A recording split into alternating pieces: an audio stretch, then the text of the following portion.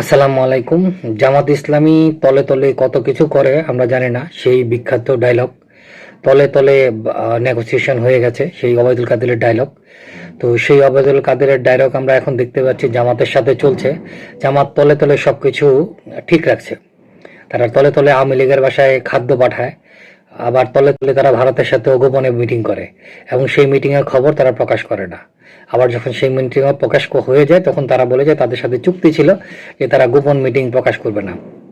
ঠিক মনে পড়ে সরকারের কথা মতো, সরকার যেমন ইউএস এর সাথে টেরিফ চুক্তির সময় টেরিফ যে খেলা চলছিল যুক্তরাষ্ট্রের, সেই যুক্তরাষ্ট্রের টেরিফ খেলার সময় আমাদের আইন বাণিজ্য উপদেষ্টা, বাণিজ্য সচিব এবং সরকারের লোকজন বলছিল চুক্তির কোনো কিছু প্রকাশ করা যাবে না, যা হবে সব মানে দুই পক্ষের মধ্যে সীমাবদ্ধ থাকবে এবং যারা যারা অংশগ্রহণ করছে তারা ছাড়া আর কেউ জানবে না।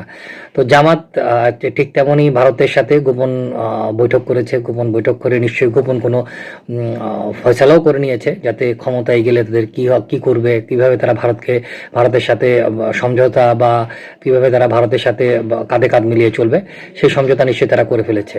তবে তাদেরকে জিজ্ঞেস করা হয়েছিল যে তারা যদি সরকার গঠন করে তাহলে তারা কি করবে, তারা জাতীয় সরকার গঠনের ইঙ্গিত দিয়েছে।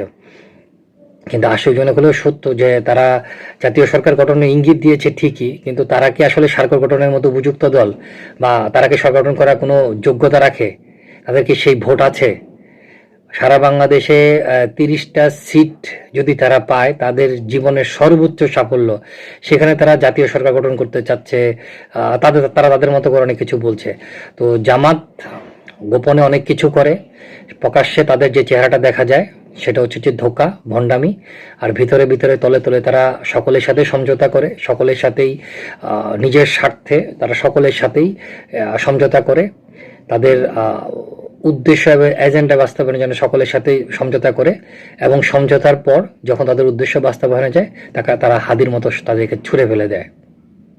ধন্যবাদ।